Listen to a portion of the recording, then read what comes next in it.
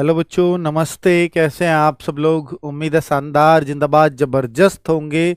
2026 में एक नौकरी आपके पास हो, कम से कम इतना प्रण तो 2026 में ले ही लीजिए। अगर 2026 के शुरुआत में भी अगर कोई ऐसा प्रण ना ले पाए और यूपी पुलिस की वैकेंसी सामने हो, तो फिर जाहिर सी बात है कि फिर आपकी मानसिकता में दिक्कत है। तो भाई ये प्रण तो लेना पड़ेगा, तभी आप शायद उतनी मेहनत दे पाते हो उसको जिसमें आप सेलेक्ट होना चाहते हो।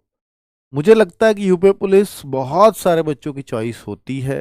वर्दी वाली जॉब भी है, बहुत सारे बच्चे सिर्फ वर्दी चाहते हैं। पुलिस उसमें नंबर 1 पे आती है, और अपने स्टेट की पुलिस हो तो उससे बढ़िया कोई बात नहीं है। चलिए, तो मैं आज बताने वाला हूं उन सभी बच्चों को जो भी फॉर्म भरने की तैयारी कर रहे हैं या फॉर्म भरने की सोच रहे हैं, उनको ये वीडियो फॉर्म भरने से पहले देखना चाहिए। अभी आप देखना चाहते हैं शुरुआत में तो उतना फायदा नहीं है। जब आपको फॉर्म भरना हो तब ये जरूर देख करके जाना। आपको एक एक कॉलम बताऊंगा। हो सकता है इसको बहुत सारे लोग जो फॉर्म भरते हैं साइबर कैफे में बैठकर, वो भी हो सकता है बहुत सारे हमारे स्टूडेंट्स हों, तो वो लोग भी देखते हैं। और वो लोग देख करके तब वो किसी बच्चे का देखिए, जो सीरियस होंगे इंटरनेट पे बैठे हुए, वरना तो वो ये मान लेते हैं मैं सबको सब सर्व ज्ञाता हूं, मुझे क्या ही जरूरत है। भाई मुझे भी भरना है ना, तो मैं भी कई बार देखूंगा, तो मेरे हाथ से किसी का भी फॉर्म गलत ना हो, ऐसा सिंसियर भी होते हैं कुछ लोग। वो देखते हैं कि भाई कोई गलती तो नहीं हो जाएगी, पोस्ट प्रेफरेंस क्या होनी चाहिए। जिस बच्चे को नहीं पता है उसके लिए हम गलत प्रेफरेंस तो ना भरें कम से कम। तो भाई ये आपको ध्यान देना है, क्योंकि आपको सब जगह कैसा इंटरनेट वाला साइबर कैफे वाला मिलेगा आपको नहीं पता। वो उसको आपके करियर की चिंता नहीं है क्योंकि वो उसका फॉर्म भी नहीं है, उसको चिंता होगी भी क्यों। तो आप उसके एक गलती से, क्योंकि आप मैंने बहुत सारे बच्चों को देखा है, सर ये कैफे वाले ने गलत कर दिया, ये तो साइबर कैफे वाले की गलती है, मेरी गलती थोड़ी है। भाई ये थोड़ी है यार, उन्होंने बोला थोड़ी है भर्ती बोर्ड ने कि आप साइबर कैफे वाले से भरवाओ। वो तो ये मान रहे हैं आपका फॉर्म है, आपने भरा होगा, ठीक है। तो इसलिए वो सब बातें, सब बहाने होते हैं कि भाई उसने गलती कर दी, इसने, ये गलती आपकी है अगर आपका फॉर्म है तो। ऑनलाइन आवेदन करने की अंतिम तिथि, देखिए ये ज्यादा ज्यादा जरूरी है, ये इंपॉर्टेंट बात है कि यहाँ करेक्शन का कोई समाधान नहीं किया गया है। वो बात अलग है, आगे हो जाएगा या नहीं होगा अभी नहीं पता। पिछली बार यूपीएसआई में दे दिया था उन्होंने, जब बच्चों ने बहुत रिक्वेस्ट की थी। पर अब होगा या नहीं होगा मुझे भी नहीं पता, आपको भी नहीं पता। तो हमारा ध्यान किस पे होना चाहिए कि फॉर्म में कोई गलती ना हो जाए फॉर्म में कोई गलती ना हो जाए भाई। इसलिए ये वीडियो देखना जरूरी है। कुछ बच्चे तो फॉर्म भर भी आए होंगे, मुझे पता है, ऐसे एडवांस बालक भी हैं यहाँ पर। तो फॉर्म कैसे भरना है, इस वीडियो को देख करके आप अपना फॉर्म खुद भर दोगे घर पे बैठ करके। इतनी सहजता से बताऊंगा हर एक चीज। upbpb.gov.in, ये गूगल क्रोम पे जाकर के ये टाइप कर दोगे तो आपको सही वेबसाइट मिल जाएगी। वेबसाइट का इंटरफेस कुछ इस तरह से होगा। इसमें आपको क्या क्लिक करना है, या तो यहां आ जाए आरक्षी नागरिक पुलिस, इस पे क्लिक कर दें, पर ये चलते रहते हैं ऐसे। तो फिर यहाँ नोटिस वाले कॉलम पे क्लिक करें, तो नोटिस, फिर ये रुक जाएंगे तो इस तरह से नोटिस आएगा, इस तरह से ऊपर ही ये रुक गए। इस पे क्लिक करते ही फिर ये आ जाएगा, ओके कर दें, ठीक है। अब ओके करने के बाद फिर आप इस पेज पे पहुंच जाते हैं। तो यहां पर अगर आपने पहले कभी कोई फॉर्म इस भर्ती बोर्ड की वेबसाइट पे नहीं किया है तो ओटीआर भी नहीं किया होगा। तो ओटीआर करने वाले बच्चों को रजिस्टर हेयर दबाना है, जो पहली बार फॉर्म भर रहे हैं भर्ती यूपी पुलिस का। या जिसने एसआई का भर दिया उसको जरूरत ही नहीं है, जिसने होमगार्ड का भर दिया उसको ओटीआर की जरूरत नहीं है, वही वाला ओटीआर। यहाँ लॉग इन विद आधार या log in with DigiLocker, log in with account, तो मुझे लगता है कि अकाउंट के अगर आईडी पासवर्ड याद है तो उससे कर लो।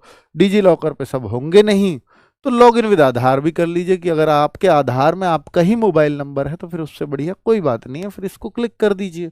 और जो बच्चे ये कह रहे हैं कि सर मुझे ओटीआर करना है तो ओटीआर कैसे करूं, तो ओटीआर वाले बच्चे एक वीडियो देखें, यूपी पुलिस ओटीआर डाल दें बस। ओटीआर कैसे करें तब भी देख लेंगे। 8.25 लाख बच्चे देख चुके हैं इस वीडियो को, शिवम सर ने बना रखी है एक एक पॉइंट। ओटीआर में क्या करना होता है, वन टाइम रजिस्ट्रेशन, यानी आपकी बेसिक डिटेल, 10th की डिटेल, माता पिता का नाम, आपका नाम, कैटेगरी सब भरवा लेता है ये बेसिक डिटेल, है ना। बाकी डिटेल तो जो गहराई की डिटेल है वो इस फॉर्म में मांगता है। तो भाई ये डिटेल आप कैसे भरें, कहाँ से ओटीआर करें, वो सब इसमें समझा रखा है। ओटीआर वाले बच्चे तो उस वीडियो को देखें, फिर इस पे आएंगे, वो भी ओटीआर करने के बाद फिर से ये पेज पे आएंगे और फिर उनको भी यहीं log in with Aadhaar ID या लॉग इन विद अकाउंट, भाई ओटीआर वाले हो तो अकाउंट तो अभी बनाया होगा, फिर वो यहाँ डाल देना। नहीं तो आधार से भी आप कर सकते हैं। अगर आपके आधार में आपका मोबाइल नंबर है तो जनरेट आधार ओटीपी, तो आपका ओटीपी आ जाएगा, ओटीपी इसमें डाल दोगे, सक्सेस हो जाएगा, लॉगिन हो जाएगा। ठीक है, मतलब आप अकाउंट के आईडी पासवर्ड भी भूल गए तो भी आप आधार से जा सकते हो, अपने अकाउंट में एंटर कर सकते हो। अच्छी बात ये है। अब यहां पर फिर अगले पेज पे ये आ जाता है, लॉगिन होते ही ऑनलाइन एप्लीकेशन। ऑनलाइन एप्लीकेशन पे क्लिक करेंगे तो वहां ऑनलाइन एप्लीकेशन में आजकल एक ही भर्ती चल रही है, वही यही यूपी पुलिस वाली है ना, क्योंकि पहले तो इस पे होमगार्ड भी आता है यहाँ पर, होमगार्ड के तो फॉर्म कंप्लीट हो चुके हैं अब, तो यहाँ फिर वो अप्लाई पे कर दें। चल रही है एसआई की, एएसआई वाली चल रही है, अच्छा अच्छा, हाँ वो भी चल रही होगी भाई, एएसआई वाली शायद नीचे होगी, हाँ ये रही, दो भर्ती चल रही है। तो ये रहा, इस पे टिक करेंगे जब आप इसका फॉर्म भर रहे हैं तो यूपी पुलिस वाली ये है भर्ती, यूपी पुलिस वाले अप्लाई कर देंगे।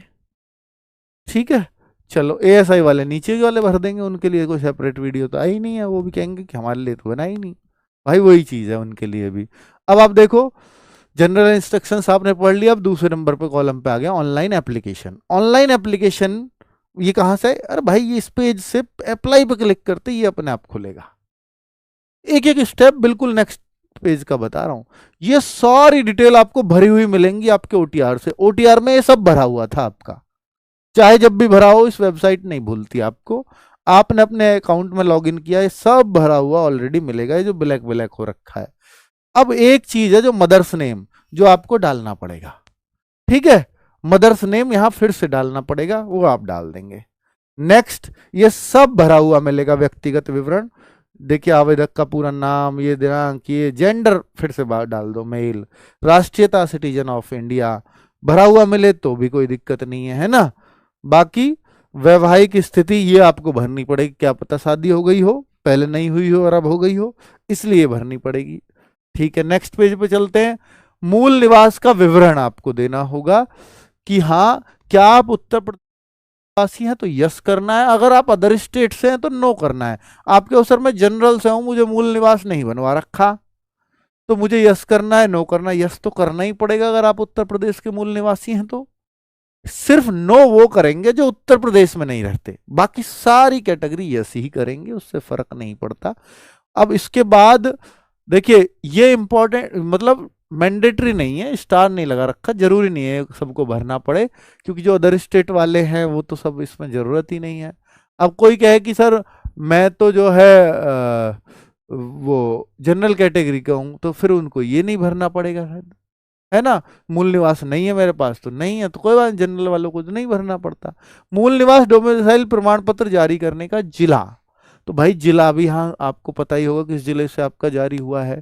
उसमें एक अथॉरिटी पूछता है कौन सी अथॉरिटी से बना है आपका मूल निवास, तो ये देख लेना तहसीलदार, एसडीएम क्या लिखा हुआ है आपको, जहां साइन होते हैं ना मूल निवास पे वहां दिख जाएगा, डीएम है, एसडीएम है या तहसीलदार है, इनमें से कोई होगा, वैसे तहसील डीएम नहीं होता, एसडीएम और तहसीलदार ही होता है अधिकतर।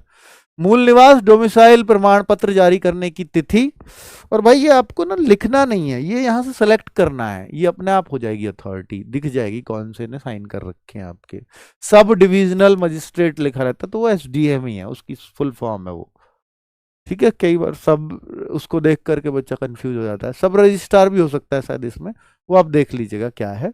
तो यहाँ किसका बना हुआ है, मूल निवास डोमिसाइल प्रमाण पत्र जारी करने की तिथि क्या है, तिथि भी आपको पता ही है, जारी करने की तिथि लिखी हुई होती है, उस पर वो भर देंगे। आवेदन पत्र यानी मूल निवास डोमिसाइल प्रमाण पत्र आवेदन संख्या क्या है, इसको सही गौर से भरना, कई बार सीरियल नंबर को हम भर देते हैं मूल उसमें और कई बार उसको, और इसके लिए परेशान रहते हैं। ये डोमिसाइल सर्टिफिकेट एप्लीकेशन नंबर है, एप्लीकेशन नंबर, और ये डोमिसाइल सर्टिफिकेट सीरियल नंबर है, तो इन दोनों को बिल्कुल गौर से भरवाना। वरना आप ये सोचते रहोगे मेरा फॉर्म अब रिजेक्ट तो नहीं हो जाएगा, जबकि ये छोटी सी बात है, शायद इससे कुछ दिक्कत भी नहीं होगी, पर ये आपको परेशान जरूर करके रखेगी, इसलिए इसको थोड़ा ध्यान से भरना है ना, कौन सी चीज वो है और कौन सी चीज वो है, वो लिखा रहता है साफ साफ मूल निवास पे, देखते ही समझ आ जाएगा आपको। बस देखते नहीं इसलिए भरवा देते हैं, और भाई इंटरनेट वाले को मतलब नहीं, वो तो सीधा भर देता है। श्रेणी category OBC non cream layer, ये सर्च करें भाई। देखो यहां ना सेलेक्ट करना है आपको, एक ओबीसी क्रीम लेयर होता ही है, एक ओबीसी नॉन क्रीम लेयर। अब क्रीम लेयर तो वो तो जनरली माना जाता है क्रीम लेयर, तो उसको 18 से 22 साल ही मिलेगी एज का। नॉन क्रीम लेयर करना इसको, अगर आप ओबीसी का फायदा लेना चाहते हैं और ओबीसी सर्टिफिकेट है आप पर, उस पर भी लिखा रहता है NBC non NCL non cream layer लिखा रहता है। ठीक है, आप देख लेना। तो इसको ओबीसी एनसीएल ही क्लिक करना है सबको, जिनका ओबीसी का सर्टिफिकेट। और भाई फिर ये श्रेणी प्रमाण पत्र मतलब कैटेगरी प्रमाण पत्र जो है, ये आपका जारी करने वाला जिला, जैसे मूल निवास में भरा आपने, किसको कौन जारी करता है, अथॉरिटी एसडीएम है, तहसीलदार है, कौन है वो इसमें सेलेक्ट हो ही जाएगा। और बाकी श्रेणी प्रमाण पत्र जारी करने की तिथि, यानी तिथि भी आपको इस पे से डल जाएगी। श्रेणी यही है, कैटेगरी वाला ही। तो भाई श्रेणी प्रवेश प्रमाण पत्र आवेदन संख्या फिर से वही डालनी है, और ये प्रमाण पत्र क्रम संख्या, सर्टिफिकेट का सीरियल नंबर। तो ये सब वही डिटेल जो आपने डोमिसाइल में डाली, ऐसी ही आपको जाति प्रमाण पत्र में डालनी है। क्लियर है सारी बातें, यहां तक कोई डाउट नहीं है ना किसी को भी। और ये बहुत इंपॉर्टेंट डिटेल है, इनको जरूर जरूर देना है आपको, ठीक है।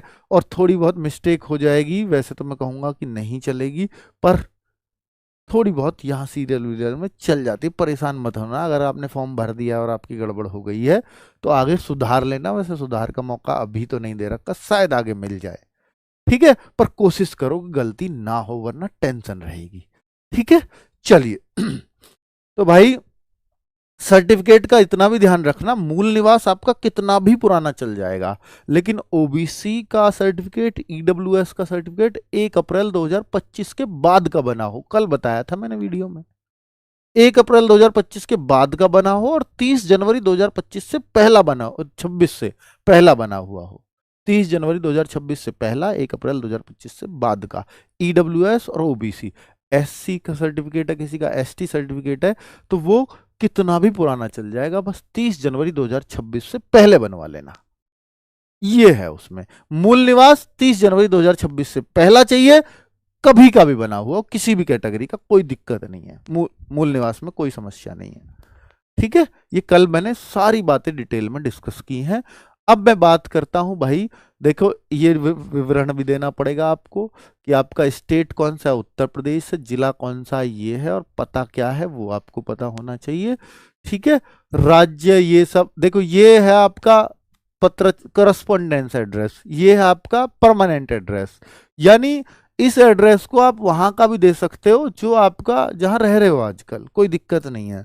और ये स्थायी पता है, जहां आपके परिवार का हमेशा कोई ना कोई रहता ही है, जहां आपका मूल स्थान है फाइनली, वो वाला स्थायी पता।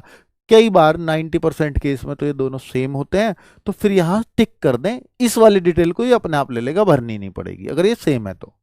और अगर ये सेम नहीं है तो ये टिक नहीं करना, ये अलग भर दो, वो अलग भर दो, ठीक है। स्थायी पता समझ में आ गई। और ये आप कहो कि सर स्थायी पता मेरा दूसरा राज्य भी हो सकता है, नहीं, वो दूसरा राज्य आप करस्पॉन्डेंस एड्रेस में रखना। अगर आपने इस मूल निवासी उत्तर प्रदेश के बोले हो तो स्थायी पता फिर आपका उत्तर प्रदेश का होना चाहिए, है ना। तो इतना तो ध्यान रखा करो भाई। गृह जिला व राज्य, तो गृह जिला उत्तर प्रदेश है तो ठीक है, जिला भी आप उसमें भर ही देंगे, अदर स्टेट है तो वहां स्टेट भर देंगे, पिन कोड वगैरह ये सब थाने वाने के आपको पता ही है, नेक्स्ट आप भर देंगे। नेक्स्ट में आप आते हैं तो फिर वही है, ये ऐसे हो जाएगा, मतलब ये दिखाया है, फिर ये ऐसे ग्रीन ग्रीन सा आना लगेगा, पर्सनल डिटेल्स सेव्ड। अब नेक्स्ट कर दें, पहले सेव होंगी फिर नेक्स्ट होगा, तो ये सेव तो हो गई। सेव होने के बाद फिर ये आएगा कि आपने पर्सनल डिटेल का एकदम ब्लू हो गया, इसका मतलब ये काम खत्म कर दिया है। लेकिन नीचे ही एक कॉलम है, क्या आप स्वतंत्रता संग्राम सैनिक के आश्रित हैं, तो भाई डिपेंडेंट ऑफ फ्रीडम फाइटर हो आप, अगर हो तो यस करो, वरना नो करो, नो ही करेंगे बच्चे। नेक्स्ट, फ्रीडम फाइटर का नो हो गया, फिर है भूतपूर्व सैनिक, हो तो यस करो वरना नो करो। फिर है उत्तर प्रदेश राजकीय कर्मचारी, यस करो वरना नो करो। नो नो ये अधिकतर का तो यही होगा। होमगार्ड्स का विवरण देखो, अब अगर आप होमगार्ड होते तो यहाँ बहुत सारे फायदे मिलते, है ना। तो ये भर्ती में छूट मिलती है जो भी कुछ है। तो हैव यू सर्व और 3 साल होमगार्ड की नौकरी की हो तब कांस्टेबल में उसका फायदा मिलता है। तो यहाँ अभी आप नहीं है तो नो करेंगे वरना तो यस करेंगे। होमगार्ड वाले नो करेंगे। तो होमगार्ड का कॉलम होता है, उसकी कट ऑफ भी अलग जाती है, उसके लिए फिक्स पोस्ट भी होती हैं। चलो नेक्स्ट क्या है, ये अब हमने 2 चीज भर ली, पर्सनल डिटेल भी भर दी, अदर भी, तो ये बिलू बिलू होता चला जाएगा। अब हम एजुकेशनल क्वालिफिकेशन पे वाले पे आ रहे हैं। तो 10th वाला ये खुद लेगा ओटीआर से, इसमें आपका कोई योगदान नहीं है।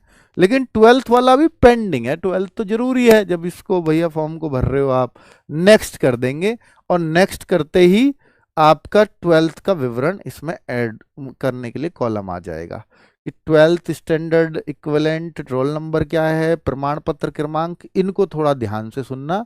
रोल नंबर और प्रमाण पत्र जो क्रमांक है ना, ये आपकी मार्कशीट पर लिखे हुए होते हैं, ठीक है। प्रमाण पत्र क्रमांक वैसे प्रमाण पत्र कहते हैं जो आपकी सर्टिफिकेट होता है उस पे से, मार्कशीट वाले को डाल देते हैं बहुत सारे बच्चे। रोल नंबर भी मिल जाएगा आपके सर्टिफिकेट या सनद को, सनद बोलते हैं हिंदी में, उस पे से रोल नंबर भी मिल जाएगा। रोल नंबर तो सेम ही होगा सनद पे भी और मार्कशीट पे भी, बस सीरियल नंबर जो है सर्टिफिकेट का वो मार्कशीट का नहीं डालना। सर्टिफिकेट कहते ही सनद को है तो उसका सर्टिफिकेट का नंबर डालना है। बोर्ड आपका कौन सा, इंटरमीडिएट, इसको थोड़ा देख लेना, कई बार संस्कृति बोर्ड भी आ जाता है इसमें, तो वो पढ़ लेना बस। ऐसे ही लिखा होता है board of high school and intermediate education Sanskrit, ऐसे लिख देता है बस वो।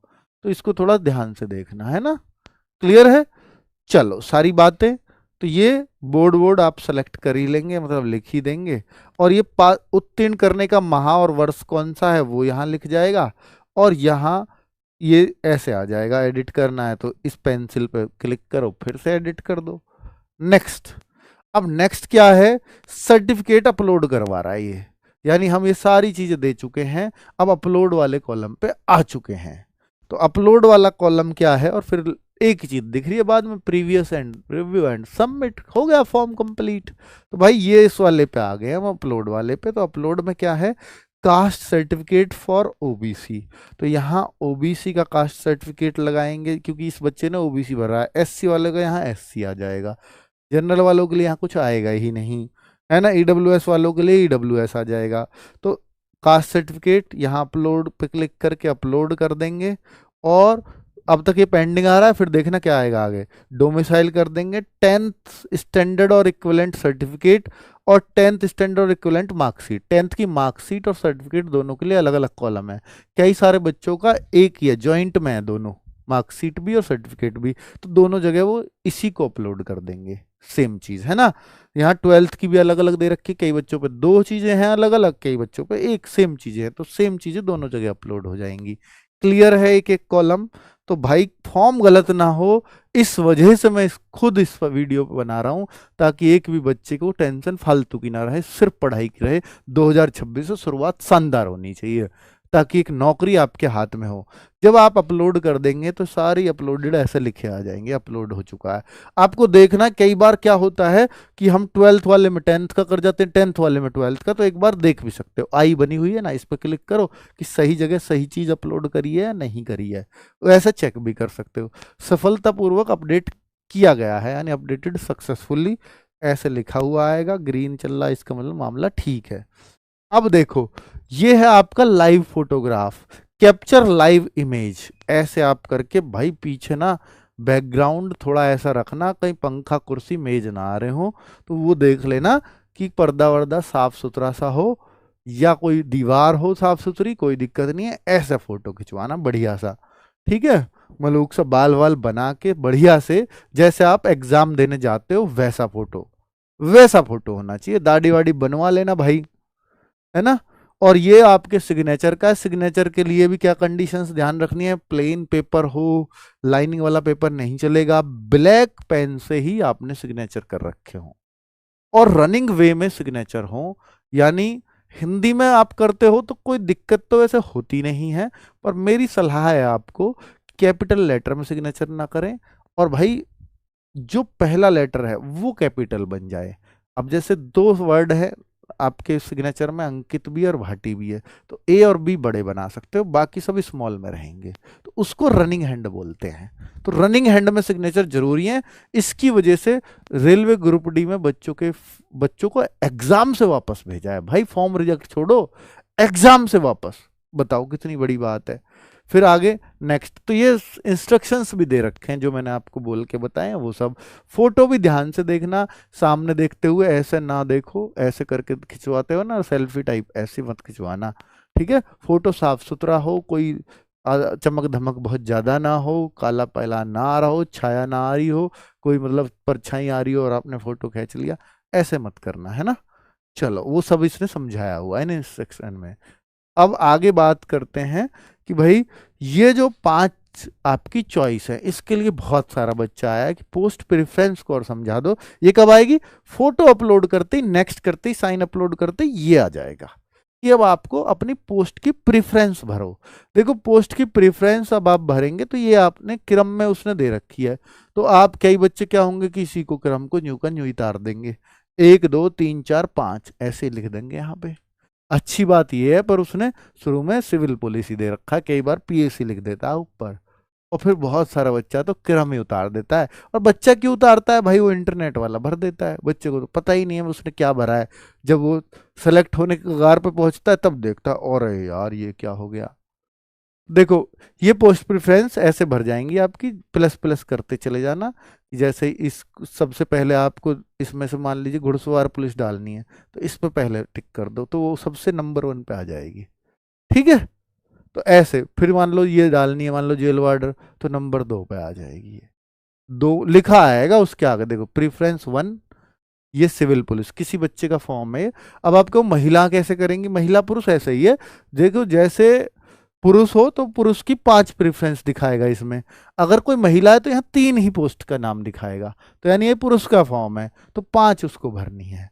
प्रेफरेंस 1 आरक्षी नागरिक पुलिस, पुरुष महिला लिख रहा है, इससे कंफ्यूज मत होना क्योंकि ये दोनों के लिए वैकेंसी इसलिए लिख रखा है।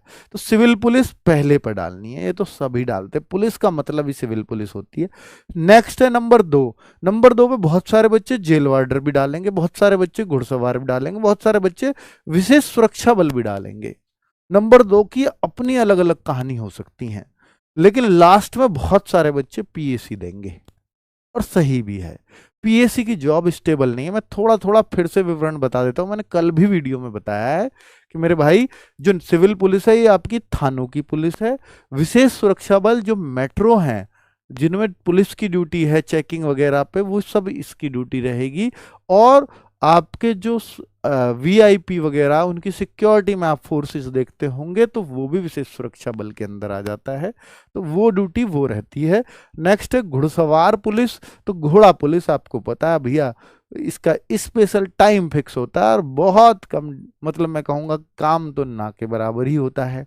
तो घुड़सवार पुलिस में बहुत बच्चे खुश रहते हैं, बढ़िया पुलिस है। जानवरों से प्रेम करते हो तो भाई इससे बढ़िया कुछ नहीं हो सकता, ठीक है। इस पुलिस का यूज भी बहुत ही लिमिटेड टाइम पे ही होता है, बहुत ही जरूरत के टाइम पे, कि तो इसलिए इनका वर्कलोड उतना ज्यादा है नहीं, और पोस्ट भी 70-71 ही है।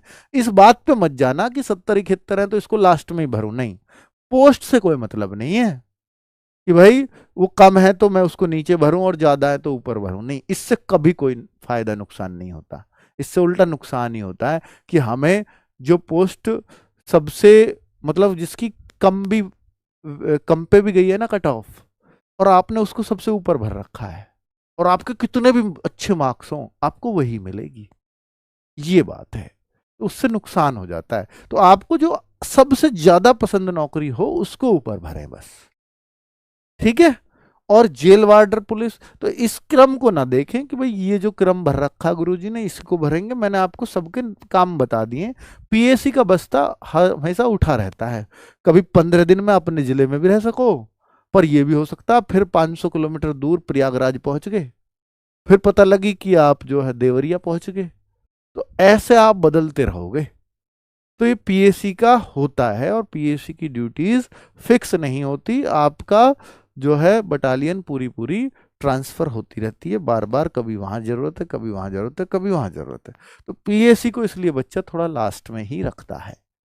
ठीक है, चलो महिलाओं के लिए भी मैंने बताई, तो मैंने आपको जॉब प्रोफाइल समझा दिया। अब आप अपने हिसाब से डिसीजन ले सकते हो। आपके उस पढ़ने का टाइम किस में मिल जाएगा, तो मैं कहूंगा देखो घुड़सवार पुलिस में भी खूब टाइम मिलेगा और जेल वार्डर में भी फिक्स टाइम है ड्यूटी का। इन दोनों में खूब टाइम है आपके पढ़ने का।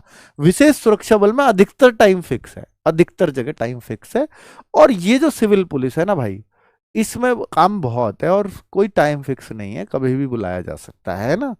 और थानों में ड्यूटी है तो 24 घंटे ही है, जो समझो। हालांकि 12-12 घंटे की ड्यूटी होती है, तो 12 घंटे बहुत होते हैं भाई। कंप्यूटर में ओ लेवल प्रमाण पत्र नो कर देंगे।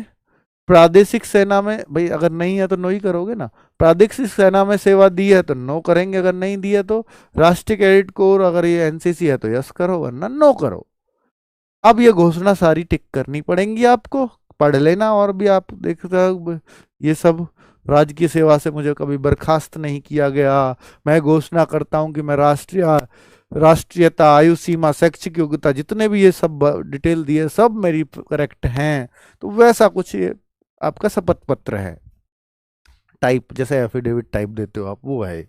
ठीक है, आगे मैं घोषणा करती हूँ कि मैं अविवाहित विधवा केवल एक ही जीवित जीवन साथी है। और मैं भी घोषणा करती हूँ मैंने किसी ऐसे स्त्री पुरुष से विवाह नहीं किया है जिसके पहले से जीवन साथी है। तो इसको यस कर देंगे, है ना। ठीक, मैं घोषणा करता हूँ यस, हाँ ठीक है, नहीं है वे मेरा। मैं घोषणा करता हूँ मुझे विधि द्वारा स्थापित न्यायालय किसी भी दोषी नहीं ठहराया गया, यस। यस का मतलब इसको नो मत कर देना, नो से ये उल्टी चीज हो जाएगी। मैं घोषणा करता हूं मुझे किसी भी न्यायालय द्वारा दोषी नहीं ठहराया गया है। तो ये बात आपके लिए ठीक है या गलत है, ठीक है ना। हाँ, नहीं ठहराया गया। अगर ठहराया गया है तो इसमें नो करो, फिर नो की डिटेल दो, वे कहाँ कहाँ दोषी ठहराया है उसकी भी डिटेल मांग लेगा। मैं घोषणा करता हूं मुझे किसी भी राज्य की सेवा से बर्खास्त नहीं किया गया है, तो इसको भी यस करके आगे देवरिया और ये प्रीव्यू एप्लीकेशन, ये सब आपका दिख जाएगा। ये एप्लीकेशन सिग्नेचर भी दिखेंगे। और प्रीव्यू एप्लीकेशन में एक बार एप्लीकेशन दिखाता है ये, यहां भी चेक कर सकते हो आप। अगर कुछ करेक्शन होगा तो अभी भी कर सकते हो। फोटो भी आएगा, सिग्नेचर भी आएगा और सारी डिटेल्स आएंगी। सारी डिटेल्स इस तरह से आएंगी। मैंने ब्लैक कर रखा है ताकि डिटेल ना दिखाई दे, क्योंकि यूट्यूब की पॉलिसी है वीडियो तुरंत हटा दिया जाएगा अगर किसी की पर्सनल डिटेल आपने शेयर कर दी तो। ठीक है, तो ये सब आपको दिखाया हुआ है, एक एक चीज जो जो आपने भरी है वो सब ऐसे आएगा प्रीव्यू के रूप में, कि आप अपना फॉर्म देख रहे हैं कि सब एक बार पोस्ट प्रेफरेंस और ये सब कुछ देख सकते हो। नो नो जो आपने भरा, ये टिक किया, यस यस ये आपने किया, सब कुछ आ गया। और फिर ये फाइनली सबमिट, सब कुछ ठीक है, सबमिट करो वरना एडिट करो। अगर कुछ करेक्शन है तो लास्ट में एडिट का ऑप्शन भी, फिर सारे कॉलम फिर से कोई सा भी कॉलम को आप भर सकते हो, चेंज कर सकते हो। लेकिन एक बार अगर सबमिट हो गया फिर वो सबमिट है। सबमिट, फिर पे विद एसबीआई ई पे, तो ये सबको पेमेंट तो करनी ही है। तो पेमेंट करेंगे तो भैया ये कोई कहे कि मेरा एसबीआई का अकाउंट या कार्ड होना चाहिए तभी भरवाएंगे, नहीं नहीं नहीं, वो इन्होंने एसबीआई का वो ले रखा, वो अलग बात है। ठीक है, बाकी किसी को ये जरूरत नहीं है एसबीआई के अकाउंट हो पे करने के लिए। आगे बढ़े, आगे बढ़े तो फिर बढ़ के क्या है, ये टिक करके आगे बढ़ेंगे। अब यहाँ कार्ड नंबर कार्ड से करना है तो, और अगर कार्ड से नहीं करना तो यूपीआई का भी ऑप्शन है। पे नाउ पे क्लिक करेंगे तो यहाँ यूपीआई का ऑप्शन आ जाएगा। पे नाउ यूपीआई पे क्लिक करते ही ऐसे यूपीआई आएगा, ऐसे स्कैन करो बार कोड को, और 4 मिनट 45 सेकंड का टाइम है बार कोड को स्कैन करके वो करने का। पेमेंट कर दी, तुरंत ये सक्सेस हो जाएगा।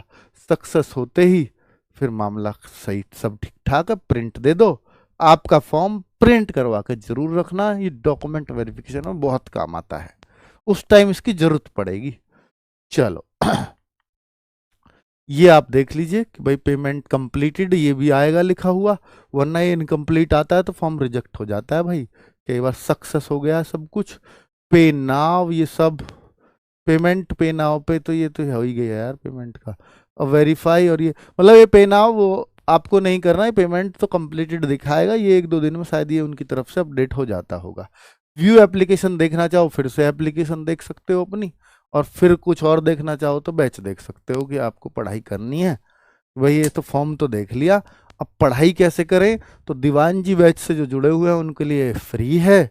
और जो बच्चे अब पढ़ाई एकदम से नया साल देख करके, भाई मुझे तो बिल्कुल जीरो से एकदम हीरो लेवल तक की पढ़ाई करनी है, मेरे पास अभी टाइम बहुत है, क्योंकि होम गार्ड से पहले कोई चांस नहीं लगते एग्जाम होने के, तो ये मई या उसके बाद होगा। तो 4 महीने एक सफिशियंट टाइम है किसी भी बैच को अच्छे से कंप्लीट होने के लिए। तो इसकी क्लासेस हम लोग शुरू कर रहे हैं 12 जनवरी से। तीन साढ़े साढ़े 3 महीने में बहुत अच्छे से कोर्स आपका कंप्लीट हो जाएगा। प्रैक्टिस वगैरह लगातार करते रहेंगे, हम प्रैक्टिस सेट्स भी चलेंगे। तो 639 रुपये में बैच मिल जाएगा इस कूपन कोड के साथ, 12 13 14 तारीख तक। 15 तारीख से बैच 799 का ही मिलेगा। ठीक है बच्चों, ये सब बातें आपको पता होंगी। बैच कैसे लेना है? तो आप RW ऐप पर जाएंगे, वहां पे क्लिक करेंगे और पे, फिर आपका इस पे क्लिक करते ही बाई नाउ में अप्लाई कूपन UPP20 लिख देंगे और आपका ये 799 639 आ जाएगा और पे कर देंगे। ठीक है, चलो। और ये बुक कल भी मैंने बताया था कि बहुत सारे बच्चों को यूपी जो पुलिस की जीके होती है उससे बहुत बड़ी टेंशन होती है। वो इसलिए क्योंकि उसमें ये टॉपिक्स बाकी एग्जाम्स में नहीं आते। ये वाले जो टॉपिक्स आपको दिख रहे हैं, जो इस पे लिख रहे हैं, तो इन टॉपिक्स की हमने एक बहुत पतली सी किताब, जिसमें क्वेश्चंस भी है और थ्योरी भी है, एक किताब बना दी है जो 10 जनवरी को लॉन्च हो रही है यूपी पुलिस के लिए स्पेशल। वही टॉपिक्स जो आपको जीके में टेंशन देते हैं, ये 18 20 22 जो भी टॉपिक्स हैं, उन सभी टॉपिक्स के भरपूर क्वेश्चंस, और इन सभी टॉपिक्स से एक एक जो जो नाम लिख रहे हैं, एक एक क्वेश्चन जरूर आता है। ठीक है, चलो बच्चों, तो ये थी आज की वीडियो फॉर्म से संबंधित। आपके सारे डाउट क्लियर हो गए होंगे। फिर भी कुछ रह गया हो तो जरूर बताना। हाँ, एज का मैटर अगर आप पूछ रहे हैं, एज रिलैक्सेशन के लिए आज ट्विटर अभियान भी चला, तो बहुत बढ़िया, बहुत पॉजिटिव आपका अभियान गया है। शायद 1 2 दिन में ही आपका जो शासनादेश है वो जारी होने वाला है। आज भी हो सकता है, कल भी हो सकता है, मतलब वो पूरी तरह से साइन वाइन हो चुका है। तो ये खबर आपको दे रहा हूं। तो कुल मिलाकर के ये छूट मिल रही है, तो टेंशन मत लीजिए। थैंक यू, नमस्ते। तो आप लोग अच्छे होंगे, स्वस्थ होंगे। एक और नई वीडियो में स्वागत है। आप लोगों ने पूरी वीडियो यहाँ तक देख ली, वीडियो को लाइक करो, चैनल को सब्सक्राइब, आप लोग सपोर्ट करो भाई मेरे को। यस, मेरे को सपोर्ट करो। अल्लाह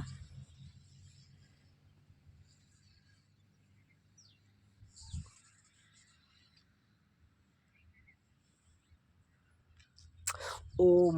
आँच पे ताप रहा हूँ, आँच पर। ये आँच है।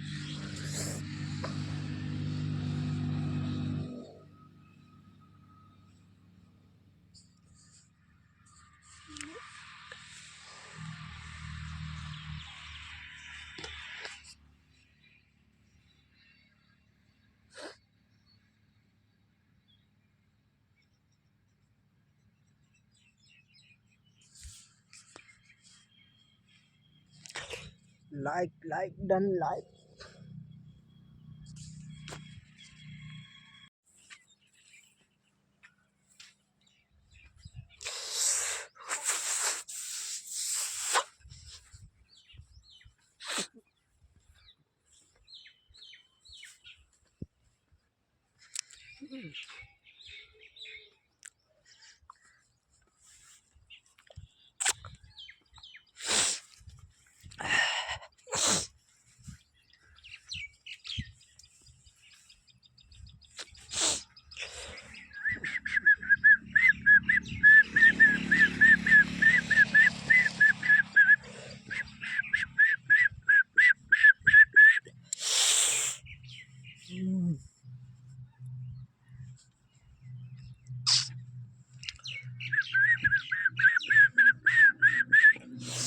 हो ठंडी, हो ठंडी।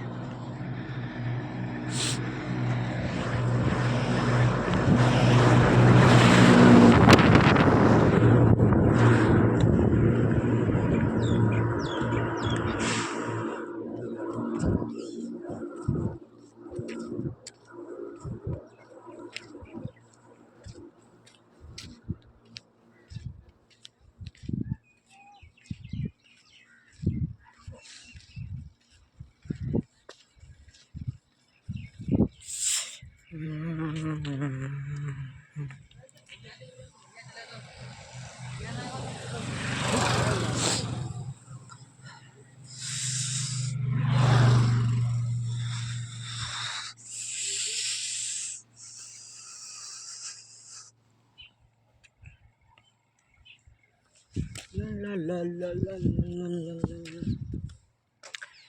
यहाँ तक आ गए तो वीडियो को लाइक करो, चैनल को सब्सक्राइब, बेल आइकन ऑन कर लेना भाई।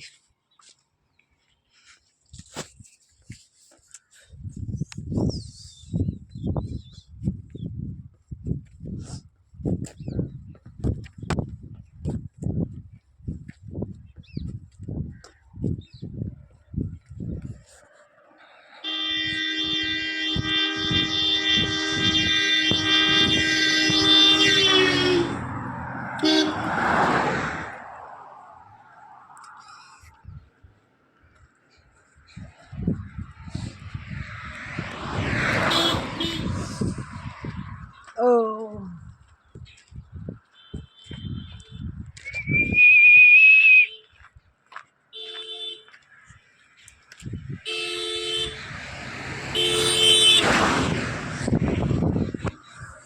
रजनीगंधा।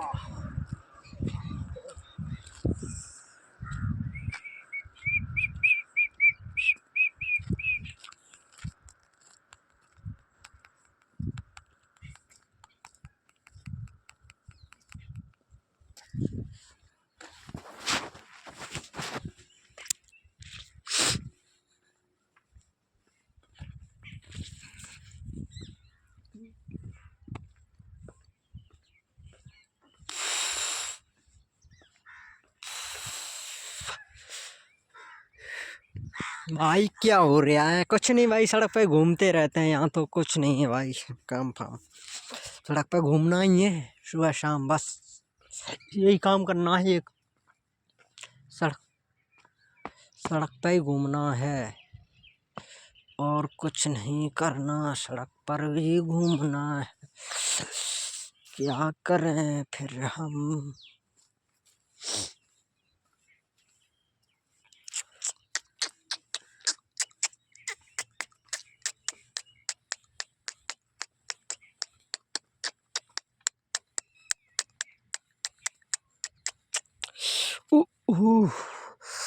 कुछ नहीं, मटर अपनी तो छोटी छोटी है, देख लो।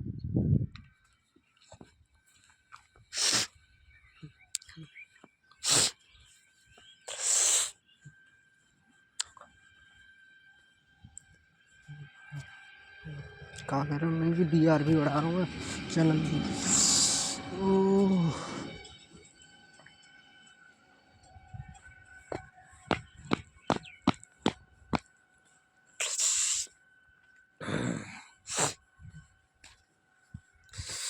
ओहो।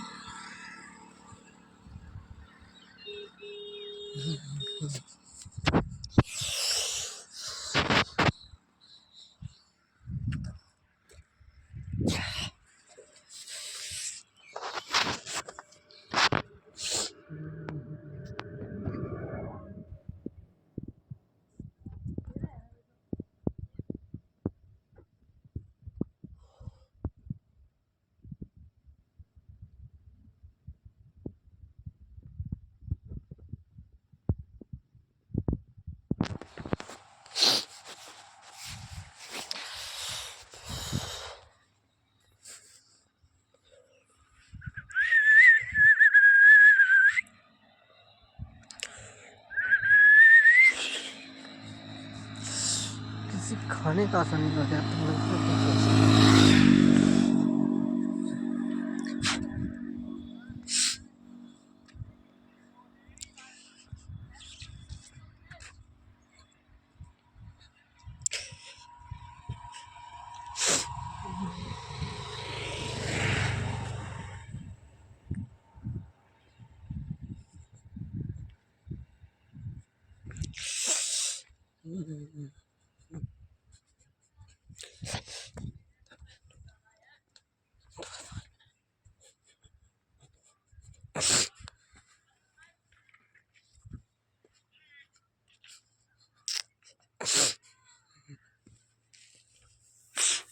नाम